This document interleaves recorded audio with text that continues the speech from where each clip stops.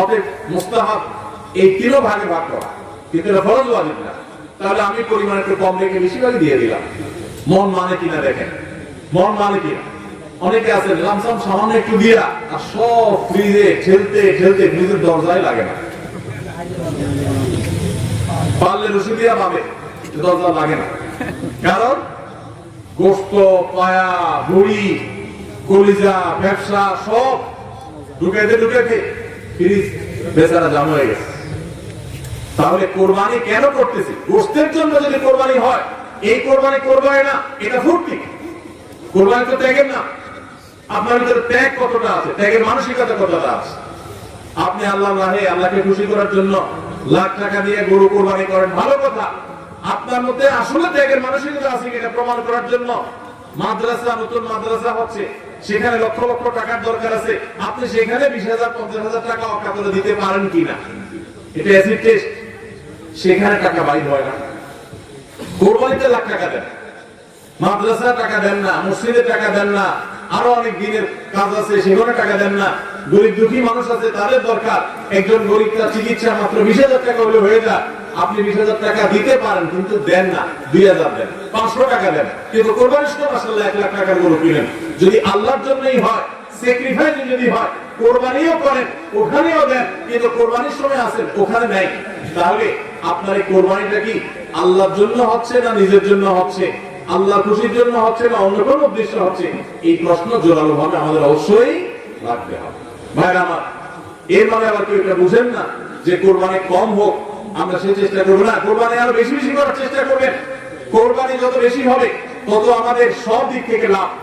যারা কোরবানি বিদ্বেষী, সেকুলার, বিশেষ করে এক শ্রেণীর মুসলিম বিদ্বেষী নাস্তিক আছে, কোরবানির মৌসুম আসলেই দেখবেন এদের পাখা গজা, এরা দেখবেন গরুর প্রতি মায়া এত বেশি, এত দরদ, তারা বলে আরে এতগুলো গরু জবাই করে ফেলা হবে, এই গরুগুলোর ভিতরে প্রাণ আছে, কত নির্মমতা। এরকম দেখবেন এরা এখন থেকে কদিন পর থেকে দেখবেন সোশ্যাল মিডিয়াতে, ফেসবুকে তাদের এই সমস্ত জিগি শুরু হয়ে যাবে, আছে না নেই? এরা আবার সকাল বিকাল বিফ ছাড়া, মাটন ছাড়া, অর্থাৎ গরু গোশত আর খাসি গোশত ছাড়া, মুরগির গোশত ছাড়া তাদের নাস্তাও চলে না। তাদের নাস্তা থাকে হলো আপনার চিকেন স্যান্ডউইচ, তাদের দুপুরে থাকে হলো বিফ কারি, তাদের রাতে থাকে হলো গরুর কালাবুনা অথবা মাটন, ডাল খাসি। 3 বেলা গোশত ছাড়া চলে না। কিন্তু মুসলমানদের কোরবানি আসলে তাদের কি হয়? অ্যালার্জি ছাড়া চুলকানি শুরু হয়, আছে না নাই? এই জন্য এদের প্রতিবাদে কোরবানি আরো বেশি করে করবে, কিন্তু সেটা আল্লাহকে খুশি করার জন্য যেন হয়। কাকে খুশি করার জন্য হবে? আল্লাহকে খুশি করার জন্য। ভাই আমার, কোরবানি যত বেশি হবে আমাদের যেরকম সওয়াব হবে, আমাদের দেশের অর্থনীতিতে অনেক বেশি কল্যাণ বয়ে আনবে এই কোরবানি। কিভাবে সেটা? প্রতি বছর কোরবানিতে যে লক্ষ লক্ষ গরু ছাগল জবে হয়, এই লক্ষ লক্ষ গরু ছাগল এগুলো তো আসমান থেকে নাজিল হয় না, জমিন ফেলে বের হয় না। এক সময় ইন্ডিয়ান গরুর উপরে আমাদের দেশ নির্ভর ছিল। আলহামদুলিল্লাহ গত বেশ অনেক বছর ধরে আপনারা দেখেন যে আমাদের দেশীয় গরু দিয়েই আমাদের কোরবানির ম্যাক্সিমাম চাহিদা প্রায় পূরণ হয়ে যায়। ইন্ডিয়ান গরুর উপরে এখন আমাদের কোরবানি নির্ভর নয়। এই যে গরুগুলো উৎপাদন হচ্ছে, আপনি উত্তরবঙ্গে গেলে দেখবেন, আমি যাই বিভিন্ন সময়, সিরাজগঞ্জ যাবেন, পঞ্চগড় যাবেন, ঠাকুরগাঁ যাবেন, দিনাজপুর যাবেন, বিভিন্ন জায়গায় যাবেন, উত্তরবঙ্গে দেখবেন যে কৃষকরা তারা অনেকে গরু পালন করছে। আমরা সুন্নাহ ফাউন্ডেশন থেকে যখনই কোনো বিধবাকে, কোনো গরিব অসহায় মানুষকে স্বাবলম্বী করার জন্য বলি আপনাকে কোন জিনিসটা কিনে দিলে আপনার ভালো হয়, আপনি সেটা দিয়ে উপার্জন করতে পারবেন। বেশিরভাগ বিধবারা, বেশিরভাগ অসহায় মানুষেরা তারা বলে একটা গরু বাছুর কিনে দেন, একজোড়া ছাগল কিনে দেন, তাহলে এগুলো আমি সারা বছর বড় করবো। এগুলো বড় করতে এমন কোনো ঝামেলা নাই। দোকানদারি করা অনেক ঝামেলার কাজ, চ্যালেঞ্জের কাজ, বাকি চলে যায়, টাকা তোলা যায় না, এগুলো সহজ। এই বাছুরটাকে আমি ঘাস খাওয়াই বড় করবো, কোরবানির মৌসুম আসলে এই 20,000 30,000 টাকা দিয়ে কিনা বাছুরটা আমি 70,000 80,000 টাকা বিক্রি করবো, ডাবল হয়ে যাবে, আমার লাভ হবে। তাদের জন্য এটা সহজ। তো কোরবানির এই ইবাদতটা মুসলমানরা যেটা করেন এদেশে, এটার মাধ্যমে এদেশে আর্থ সামাজিক উন্নতি হয়। লক্ষ লক্ষ হাজার হাজার কৃষকের পশুপালনকারীদের তাদের উপার্জনের মাধ্যম হয়। কোটি কোটি টাকা, মিলিয়ন মিলিয়ন টাকা ডিলিংস হয়, লেনদেন হয়, যেটা জাতীয় অর্থনীতির চাকা এটাকে ঘোরাতে সাহায্য করে।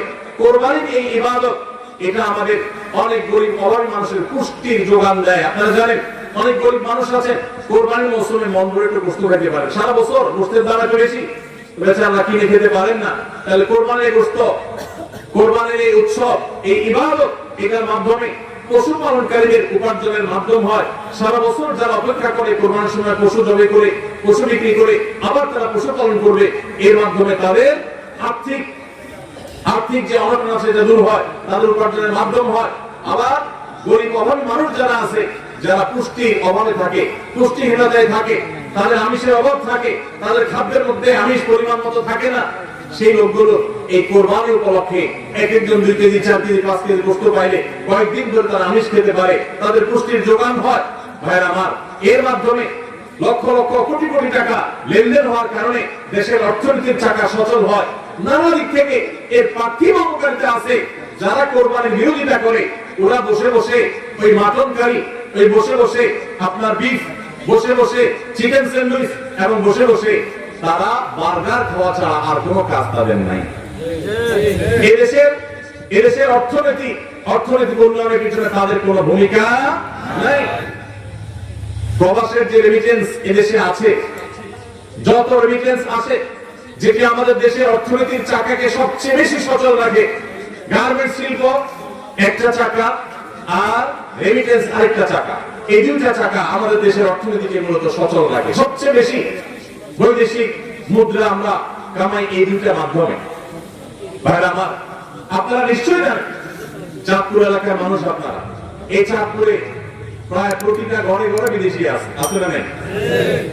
প্রত্যেকটা ঘরে ঘরে প্রায় অনেক প্রবাসী ভাইরা আছে। এই প্রবাসী ভাইরা যারা আছেন, যাদের টাকা এই দেশের অর্থনীতির চাকা চলে, তারা ম্যাক্সিমাম মিডল ইস্ট প্রবাসী বা মালয়েশিয়ান প্রবাসী, ম্যাক্সিমাম তারা মুসলিম কান্ট্রিগুলোতে শ্রম দিতে গেছেন এবং তাদের ঘাম ঝরানো টাকা দিয়ে দেশ সচল হয়। আর এই দেশের আইন, এদেশের নিয়ম, এদেশের সংবিধান, এদেশের সবকিছুর ক্ষেত্রে সবচেয়ে বেশি পোদ্দারি করে হলো ইসলাম বিদ্বেষীরা, আর টাকাটা আনে সবচেয়ে বেশি ইসলামিস্টরা। যত মধ্যপ্রাচ্য প্রবাসীরা টাকা আনে, তাদের 99% তারা আলহামদুলিল্লাহ ইসলামকে ভালোবাসে, মহব্বত করে। আমি 10 বছর সৌদি আরবে প্রবাসী ছিলাম, আমি জানি। আমি মিডল ইস্টের বিভিন্ন দেশ ঘুরে ঘুরে প্রবাসীদের ব্যক্তিগত জীবন, তাদের চিন্তা দর্শন, এগুলোকে কাছে থেকে দেখার সুযোগ আমার হয়েছে। প্রবাসীদের যে টাকা এদেশের অর্থনীতি চাকা সবচেয়ে বেশি সচল থাকে। আমি ইউরোপ আমেরিকায় থাকা প্রবাসী ভাইদের প্রতি শ্রদ্ধা রেখে বলছি, তাদের মধ্যে অনেকে আছেন যারা দেশকে ভালোবাসেন, কিন্তু ম্যাক্সিমামের অবস্থা হলো যে তারা যদি ওই সমস্ত দেশে একবার যেতে পারে, তাহলে দেশের জমি জমা, বাড়ি গাড়ি যা আছে এগুলো বিক্রি করে ডলার করে হুন্ডির মাধ্যমে নিয়ে যায়। কারণ ওই দেশে তার একটা বাড়ি কেনা লাগবে, কারণ সে সেখানকার নাগরিক হয়ে যায়। আর মিডল ইস্টে যারা যায় তারা নাগরিক হতে পারে না, এই জন্য ওখান থেকে একটা রিয়াল, একটা দিরহাম পারলে ওটা বাঁচিয়ে দেশে পাঠায়। ঠিক না ঠিক? অতএব কোরবানির উৎসবের মাধ্যমে দেশের অর্থনৈতিক চাকা সচল হয়। প্রবাসীদের কষ্টার্জিত আয়ের মাধ্যমে দেশের অর্থনৈতিক চাকা সচল হয়। এদেশের অর্থনৈতিক চাকা সচল হওয়ার পিছনে সবচেয়ে বেশি ভূমিকা যাবে তাদের বিরুদ্ধাচরণকারী, যাদের কোনো ভূমিকা নাই, বসে বসে বার্গার খাওয়া ছাড়া, চিকেন আর বিফ আপনার মাটন খাওয়া ছাড়া, যাদের আর কোনো কাজ নাই, এরাই কোরবানি আসলে গরুর জন্য মায়া কান্না শুরু করে। এজন্য এদের প্রতিবাদে আরো বেশি বেশি করে কোরবানি করবে। আপনাদেরকে কোরবানি কম করতে বলিনি, কিন্তু কোরবানির উদ্দেশ্য যেন হয় আল্লাহকে শুধু খুশি করা, সেটা নিশ্চিত করতে হবে। সবাই চেষ্টা করবো তো ইনশাআল্লাহ। আল্লাহ আমাদের সবাইকে আল্লাহর উদ্দেশ্যে কোরবানি করার তৌফিক দান করুন। আমিন।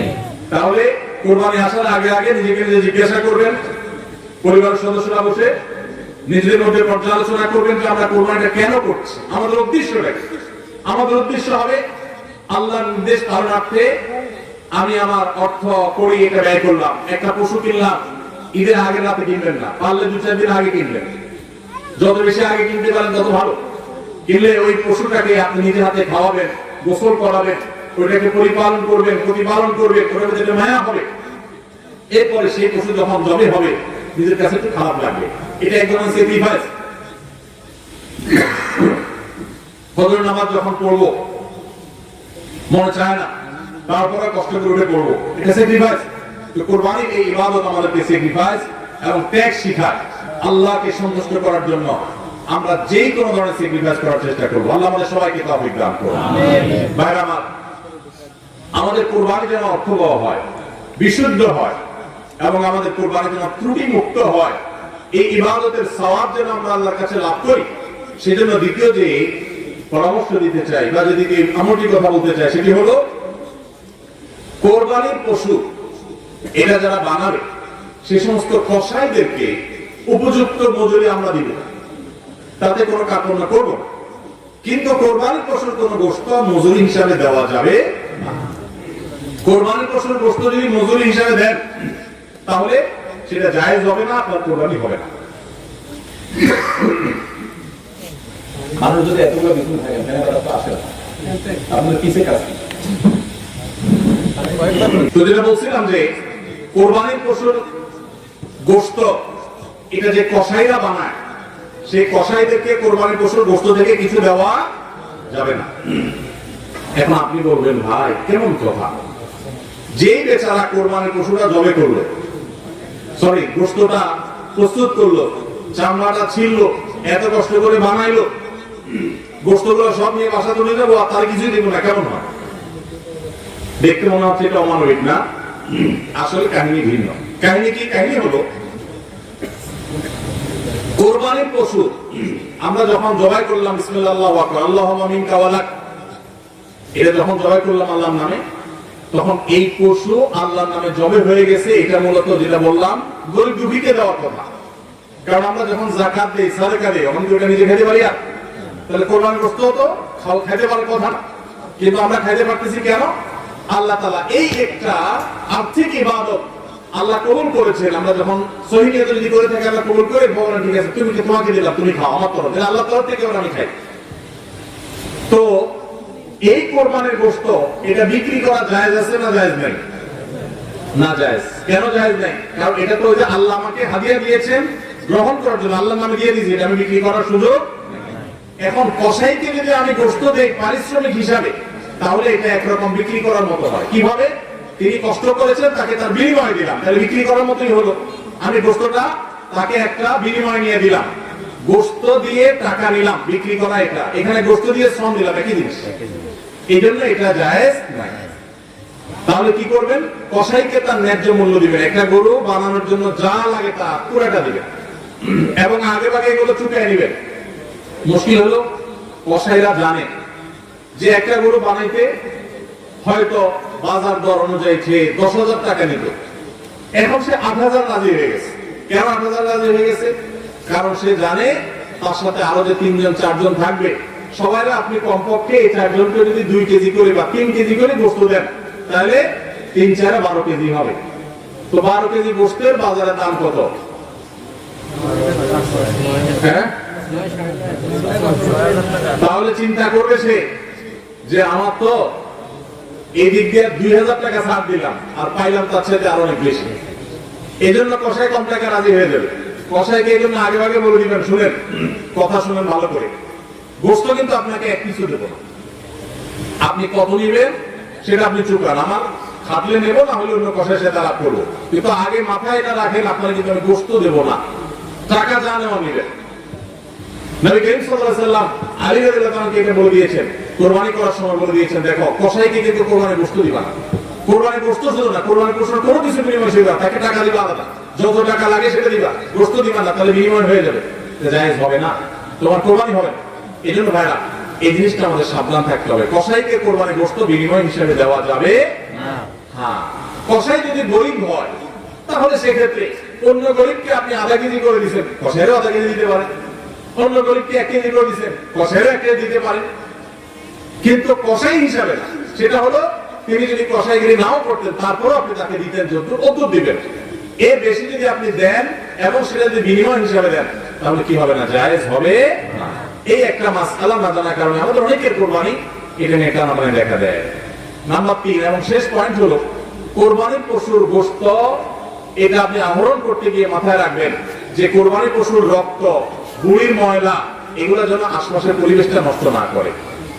আমরা অনেক সময় দেখি কোরবানির ঈদে 2 দিন 4 দিন 5 দিন পর পর্যন্ত রাস্তাঘাট দিয়ে চলা যায় না দুর্গন্ধের চোখে, ঠিক না বেশি? এবং কোরবানির মৌসুমে প্রায় বিভিন্ন বছরে দেখি আমরা বন্যা হয়, এই ময়লাগুলো পানির সাথে বিভিন্ন জায়গায় ছড়ায় পড়ে।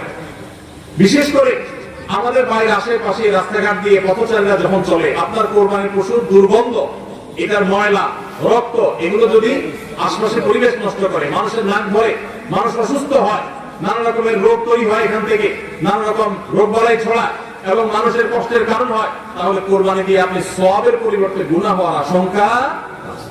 এজন্য নিজ দায়িত্বে আমার পশুর কোরবানির রক্ত গর্ত করে এমন ভাবে কোরবানি করব যে সব গর্তে চলে যাবে এবং মাটি চাপা দিয়ে দিব এবং পানি দিয়ে এমন ভাবে পরিষ্কার করে দিব, ব্লিচিং পাউডার ইত্যাদি দিয়ে এমন ভাবে পরিষ্কার করব যাতে করে আশপাশের কোনো মানুষের কষ্ট না হয়। অনেকে আছে কোরবানির বুড়ি ময়লাগুলা যেখানে সেখানে ফেলে দিয়ে রাস্তার পাশে উনি বুড়িটা নিয়ে চলে গেছেন। এটা কোনো ভালো মুসলমানের কাজ না, এটা ফাসিক মানুষের কাজ। নবী করিম সাল্লাল্লাহু আলাইহি সাল্লাম ঈমানের শাখা বলতে গিয়ে বলেছেন, ইমাতাতুল আযা আনিত তরিক, ঈমানের একটা শাখা হলো রাস্তায় এমন কিছু যদি কেউ ফেলে রাখে যেটাতে আরেকজনের কষ্ট হয়, সেটা আপনি আরেকজন ফেললে আপনি সরাই দিবেন, এটা হলো ঈমানের দাবি। আর আপনি নিজে যদি ফালান সেই জিনিসটা, যে জিনিসটা মানুষের কষ্ট হয়, তাহলে এটা তো কুফরির অঙ্গ হবে। কথা কি বুঝাতে পারছি? আমরা অনেকে কোরবানি করি কিন্তু এই জিনিসগুলো খেয়াল করি না যে আমার কোরবানিটাকে অনর্থক করে দিতে পারে, অর্থহীন করে দিতে পারে, সওয়াবের পরিবর্তে গুনাহ হতে পারে। এজন্য কোরবানির পশুর রক্ত, ময়লা, গুড়ির ময়লা, এই সবগুলোকে আমরা নিজ দায়িত্বে একেবারে পরিষ্কার করে রাখবো। মনে থাকবে ইনশাআল্লাহ। আল্লাহ তাআলা আমাদের সবাইকে কোরবানির এই ইবাদতকে আল্লাহকে সন্তুষ্ট করবার উদ্দেশ্যে খালেস এবং বিশুদ্ধ নিয়তে, সহিহ নিয়তে এবং এই কোরবানিকে আল্লাহ তাআলা বিশুদ্ধ উপায়ে আমাদেরকে সবাইকে সম্পাদন করার তৌফিক দান করুন।